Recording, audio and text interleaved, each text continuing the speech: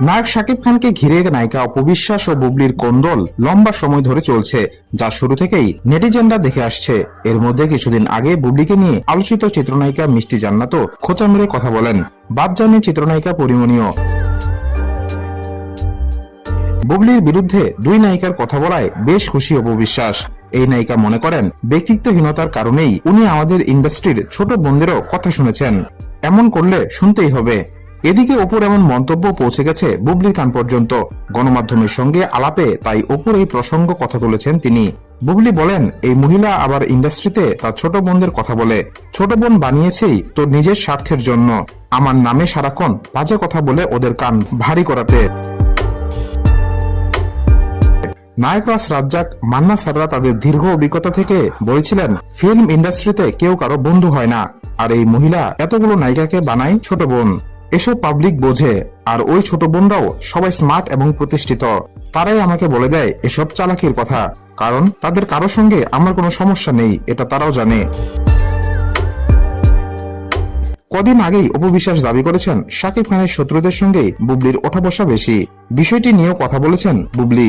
জানান, 2008 সালে শাকিব খান অসুস্থ হলে দৌড় দিয়ে সঙ্গে সঙ্গে অন্য জায়গায় সিনেমা সাইন করেছিলেন তিনি।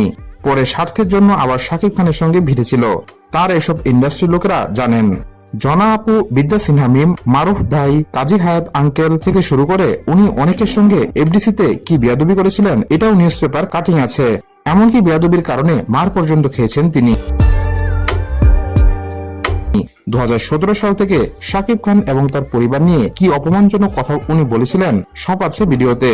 আরেক নায়কের সঙ্গে যখন আবারও প্রেমের গুঞ্জন চড়া হলো, যখন ওই নায়কের সঙ্গে ওখানে কিছুদিন পর আর বনিবনা হলো না, তখন সে বলল এরকম প্রেম প্রেম কথা উড়িয়েছে নাকি ইচ্ছা করে। বুবলি কথা প্রসঙ্গে এও বলেন, 2017 সালে এফডিসিতে যখন শাকিব খানের সঙ্গে ঝামেলা হয়েছিল, তখন শাকিবের বিরুদ্ধে ছিল অপবিশ্বাস। এরকম অনেকের সঙ্গে সেলফিতে হাহা হিহি করতে দেখা গেছে, যারা শাকিবের বিরোধিতা করেছেন। উঠে এসেছে পরিচালক মোহাম্মদ ইকবাল প্রসঙ্গ। নিজের উদাহরণ টেনে অপবিশ্বাস সংবাদ মাধ্যমে দাবি করেছেন, নিকেতনে এক ভাবির দাওয়াতে গিয়েছিলাম, তিনি আমার জন্য খাবারও নিয়ে এসেছিলেন।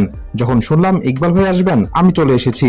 আমার পরিবারের কাউকে অসম্মান করবে, আমি তার মুখোমুখিও হব না। অপুর এমন দাবির প্রসঙ্গে বুবলিও দাবি করেছেন, ইকবাল ভাইয়ের ছায়া নাকি উনি দেখেন না, কিন্তু কেন?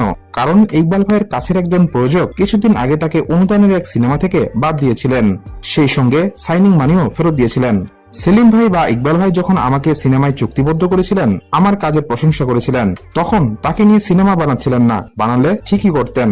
এমন কোন উদাহরণ আছে তারা তার কাছে মুভি নিয়ে গেছেন অথচ উনি ফিরিয়ে দিয়েছেন? নেই। কিন্তু চালাকি করে উনি শাকিবের নামের উপর চাপিয়ে দিল এখানেও। উনি কাকে কি বোঝান? হাস্যকর।